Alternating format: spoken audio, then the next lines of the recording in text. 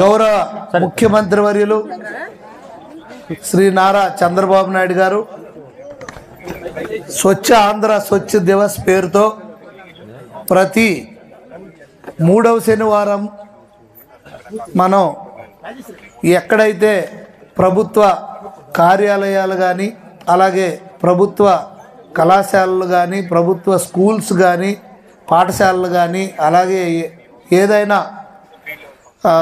ఇతర ఇవి ప్లేసెస్ ఏవైతే ఉన్నాయో ఆఫీసులు కానీ ఎటువంటి జాగాలు ఉన్నా పార్కులు కానీ వీటన్నిటిని కూడా ప్రతి 3వ శనివారం స్వచ్ఛతా కార్యక్రమంతో మనం మొదలు పెట్టాలని ఆయన పిలుపునివ్వడం జరిగింది. స్వచ్ఛ భారత్ స్వచ్ఛ ఆంధ్ర స్వచ్ఛ దివస్ స్వచ్ఛతా దివస్ కోసం. సో ఈ సందర్భంగా ఈ కార్యక్రమం ఈరోజు ప్రారంభించడం జరిగింది రాష్ట్ర వ్యాప్తంగా. గత 5 సంవత్సరాలుగా ఎక్కడ ఒక పార్కు కానీ ఒక రోడ్లు కానీ కనీసం జంగిల్ క్లియరెన్స్ కూడా చేయని పరిస్థితి.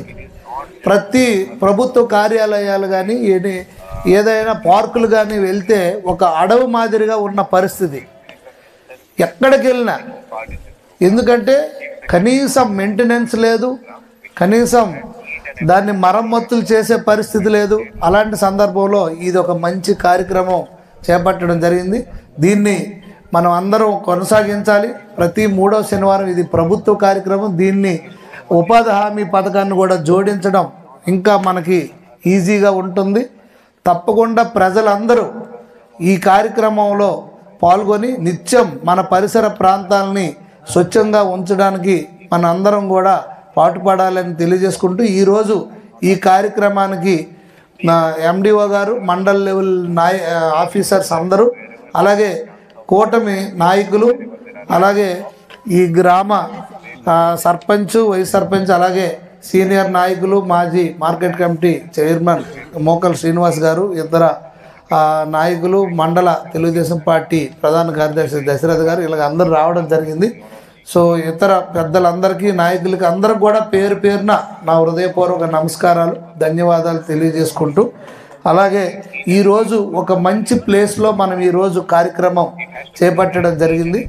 సాంప్రదాయ నృత్య కళాశాల ఈ దాంట్లో ఇది మన సౌత్ ఇండియాకే ఒక తలమానికం అటువంటి ఇన్స్టిట్యూట్ ఇది. దీన్ని పూర్తిగా డెవలప్ చేయడానికి నేను, అలాగే రామన్న, కేంద్ర మంత్రివర్యులు పౌర విమాన శాఖ మార్చులు కింద్రాపు రామ్మోహన్ నాయుడు గారు, అలాగే రాష్ట్ర మంత్రివర్యులు అచ్చెన్నాయుడు గారు, గౌరవ కలెక్టర్ గారు అందరం దీనికి డెవలప్ చేయడానికి మేము పూనుకున్నాం. అలాగే ఇది సీఎం గారి దృష్టికి తీసుకెళ్ళడం జరిగింది.